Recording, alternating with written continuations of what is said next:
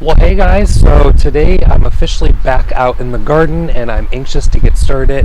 I've got some things that need to be pruned up, so I figured I'd take you along for the ride.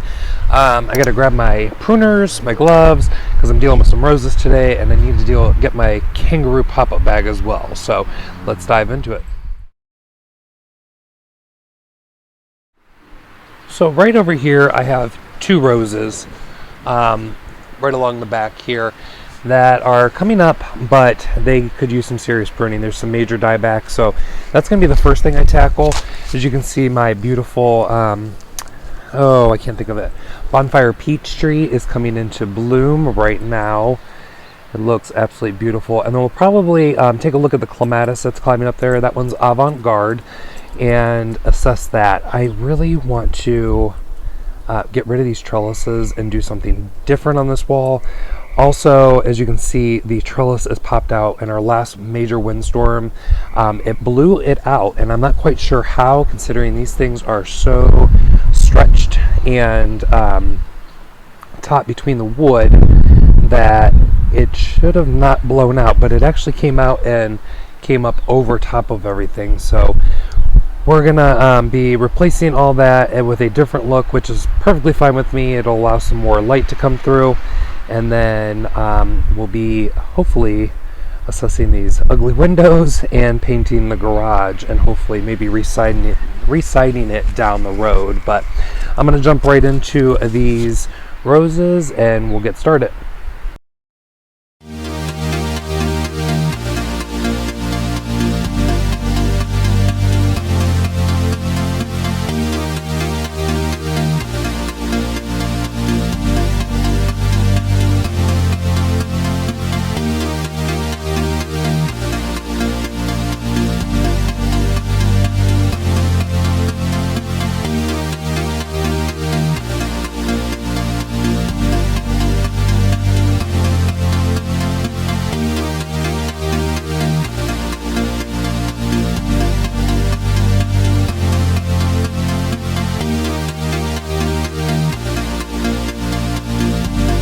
Here that I need to get to, and then another one, actually two down the way, but I'll talk about the other one here in a minute.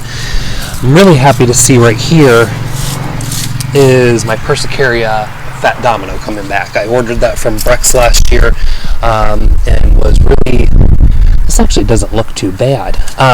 Really excited to get it. I've gotten on a Persicaria kick as of late, and they are absolutely outstanding if you have the right variety. Fat domino is a sport of, I believe, Superba. If you're wrong, I will look that up and put it on the screen if I remember. But it is a outstanding long blooming plant. I only purchased one to give it a try, but you know how that goes. I think I'm also going to tackle this butterfly bush while I'm here. Cut back the, there is a black diamond crepe myrtle right there. It always grows back from the bottom, so it's hardy, but it never looks that great. And I'm just going to clean up this rose bush. It actually looks pretty good. I might take it down a few inches. This one is called About Face. It is one of my favorites. It's a brilliant, just a brilliant orange color, and thorny as hell. So be mindful of that. This one I believe is from Weeks Roses, is where I didn't order it from, but I purchased this through a nursery that's local that purchases from them. I know the name is down there, but obviously I'm not trying to get all up in that right now. So I'm just going to do some cutting. I want to keep the rows open as much as possible, and going in the direction I want. So if you take it down to a leaf node, pointing in the direction you want, it'll start going in that direction. But I want this one to be back quite a bit, so I'm going to take it actually down, because this puppy is getting a little big for its britches in this area. So we will see. Okay, so as far as the butterfly bush goes, I'm going to cut it back down. This was touched by frost the other night. I did not do anything to cover it up, but I want the growth to come up this way. This one is Miss Molly. It is a Miss Molly, or it is Little Prince. I want to say it's Miss Molly, and I moved Little Prince. The tag is somewhere here. So easy, we're just gonna go in. See, there's nice new growth there that'll come out better looking, not too long. We're just gonna toss this in here. We're looking for growth, but realistically, if I see a node where there's already growth in it, even if it was hit by frost, I'm just gonna cut down to one of those. So that's pretty much it. This will grow really fast and fill back in this area and hopefully probably get a little bit taller. So let's move on to the roses up front. So these are knockout roses. They have been coming back really well. These are the coral variety. I don't like the black, the red ones, but these have some dead stems in them, which I'm not surprised by, but they needed a good trim to bring them down a little bit so that they fill out and bush out a little bit better. So that's the main objective here. So I'm just gonna dive right into it. There's a few areas that are gonna get cut out because you don't want crossing branches. You don't want crossing branches, and you want to make sure that the plant stays airy so no disease comes out of it. Though these roses are more disease resistant than others, I still like to keep that in mind when I am dealing with any of these, just so I don't get lax in another area with other roses. It's just good to keep a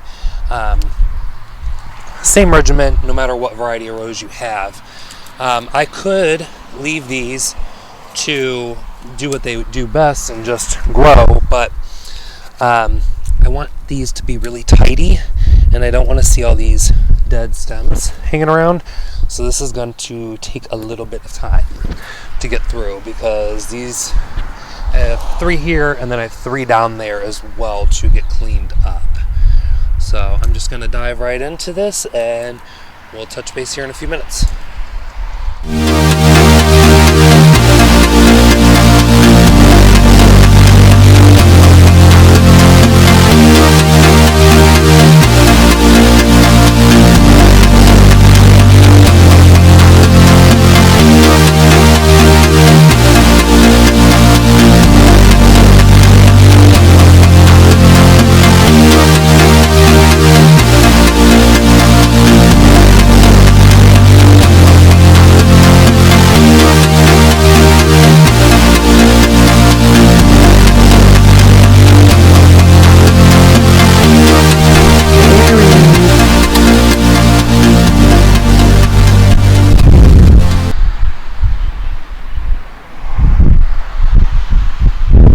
Guys, look how dirty he is. He is a beautiful white cat, and all he does is come out here and roll around in the dirt every day like this, and then brings it in to Daddy's house to drive him nuts.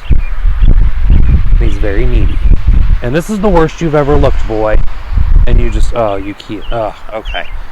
Onto these roses right here.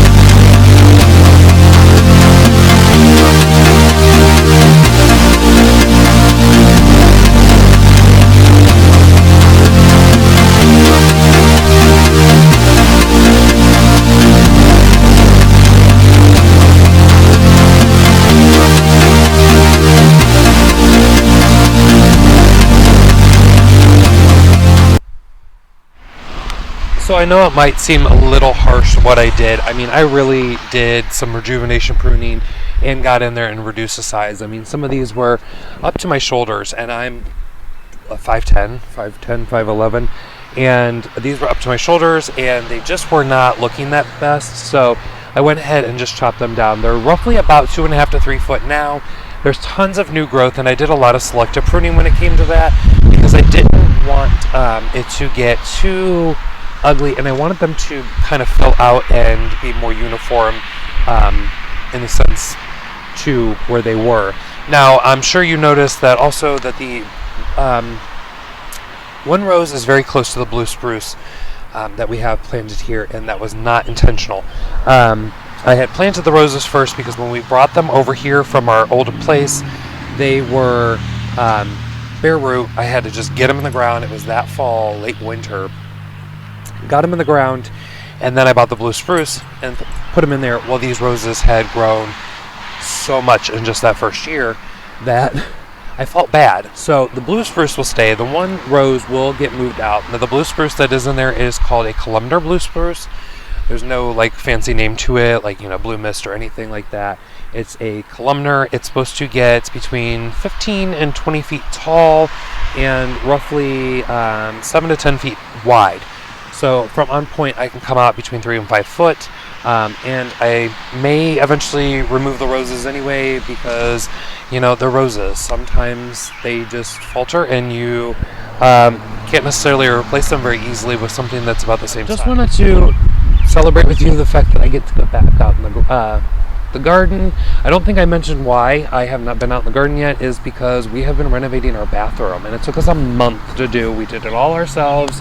Pretty proud of it, but now I'm finally free to do whatever I want. So hopefully I'll be producing some more videos as more stuff comes up and we'll do some tours. So I will see you guys in the next video. Bye.